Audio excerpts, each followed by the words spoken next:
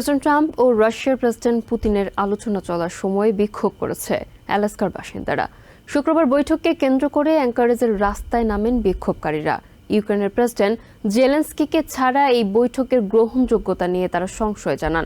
একই দিন new York সিটির ম্যানহাটনেও শান্তিপূর্ণ বিক্ষোভ করেন ইউক্রেনের অভিবাসীরা।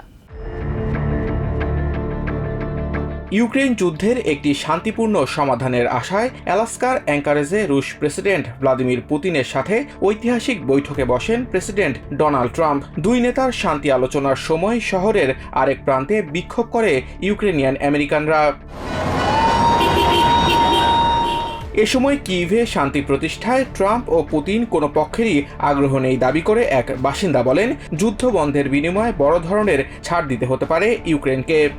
Unless Ukraine can come up with a big bribe for Trump or Trump family, I've got no expectations whatsoever. President Volodymyr জেলেনস্কিকে ছাড়া এই আলোচনায় খুব একটা অগ্রগতি হবে না বলেও সংশয় জানান অনেকেই।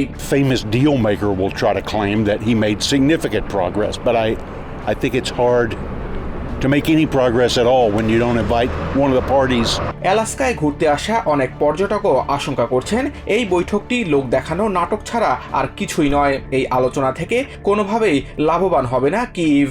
Not confident at all. Unfortunately, I think without Zelensky in the room, then what gets talked out and deals that are made, I don't think are going to be beneficial for Ukraine. একই দিন শান্তিপূর্ণ সমাবেশে ইউক্রেনের প্রতি পূর্ণ সমর্থন জানায় new York সিটির Ukrainian American community. We should be strong together with United States and put pressure on Russia.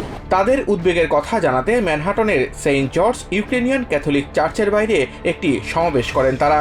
যুদ্ধবন্ধ বা যে কোনো শান্তি আলোচনায় প্রেসিডেন্ট জেলেনস্কিকে অন্তর্ভুক্ত করার দাবি জানায় বিক্ষোভকারীরা।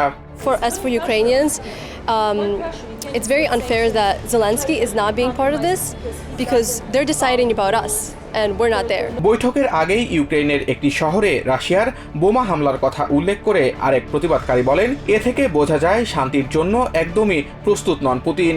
বিক্ষোভে উপস্থিত থেকে ইউক্রেনের শান্তির পক্ষে কথা বলেন এক German নাগরিকও। I call on every friend of Ukraine.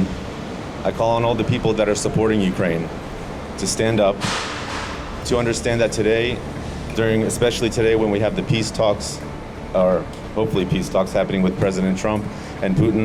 সমাবেশে ইউক্রেনের ক্ষতিগ্রস্ত ঘরবাড়ি, ব্যবসা প্রতিষ্ঠান ও অবকাঠামো পুনর্গঠনের উদ্দেশ্যে আগামীতে ওয়াশিংটন ডিসিতে একটি সম্মেলনের ঘোষণা দেন কমিউনিটির নেতারা। তারা আশা করেন এর মাধ্যমে ইউক্রেনীয় শরণার্থী পরিবারগুলো একদিন তাদের নিজ দেশে ফিরে যেতে পারবে।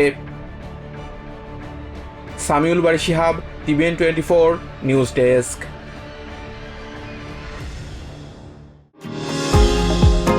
নিউ ইয়র্ক থেকে সম্প্রচারিত TVN 24 টেলিভিশন বিশ্বজুড়ে বাঙালির কণ্ঠস্বর।